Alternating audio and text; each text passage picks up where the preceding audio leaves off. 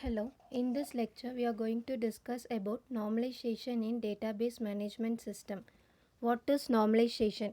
Normalization is the process of organizing the data in the database. The main purpose of using normalization is to minimize the redundancy and eliminate the anomalies such as insertion, deletion and updation. Let us consider the relation employee. It holds four different attributes: employee ID, employee name, employee address and employee department. When we need to insert the new employee into the table, the each attribute which hold the value, otherwise it leads to the insertion anomaly. In order to update the address of the employee 101, it hold information in two different department, need to update in both the department D1 and D2, otherwise it makes the database into inconsistent state. Mainly normalization divide the larger table into smaller table and establish the link between using relationship. These are the different forms of normalization. 1NF it have to satisfy the atomic value. 2NF it need to check no partial dependency should be occur in the relation. 3NF it have to check no transitive dependency should be exist in the relationship. 4NF no multi-value dependency, and 5NF we had decomposed the data and no join dependency without any loss of information. Let's see what is first normal form. In first normal form, each attribute of a table cannot hold the multiple value. It should maintain only the atomic values.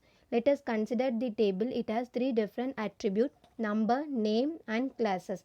Where name William, it hold the multiple value in the class such as information system, system analysis, data communication.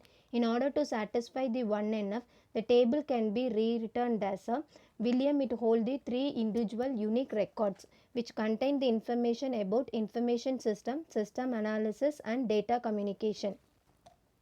Second normal form, it have to satisfy the first normal form and also maintain no partial dependency. Partial dependency means every non-prime attribute must be fully depend on the candidate key. More than one primary key can be called it as a candidate key. Let us consider the relation student mentor.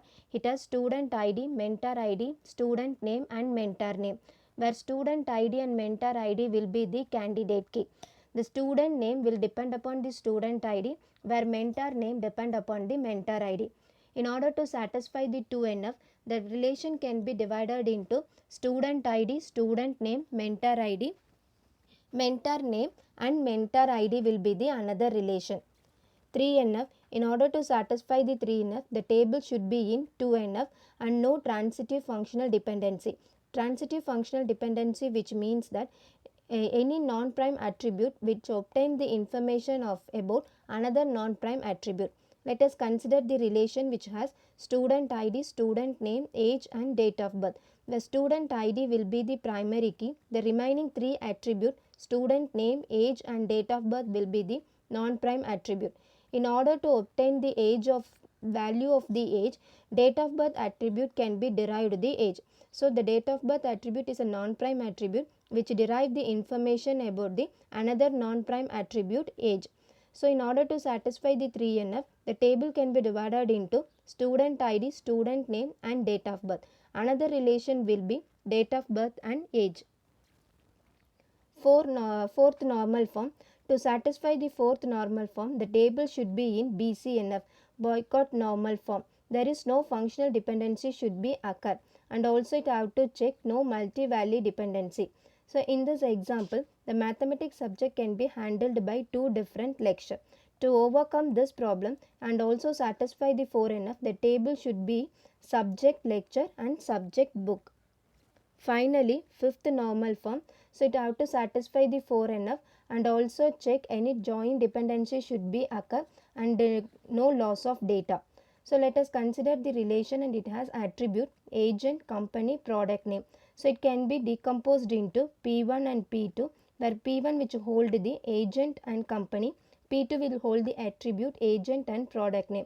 When we combine together into a single relation, it gives some additional information. To overcome this problem, it can be further decomposed into three different relations: P1, P2 and P3, where P1 which hold the attribute agent, company, P2 will hold the agent and product name as an attribute. P3 which has an attribute company and product name. It can give the original table without any loss of information. Thank you.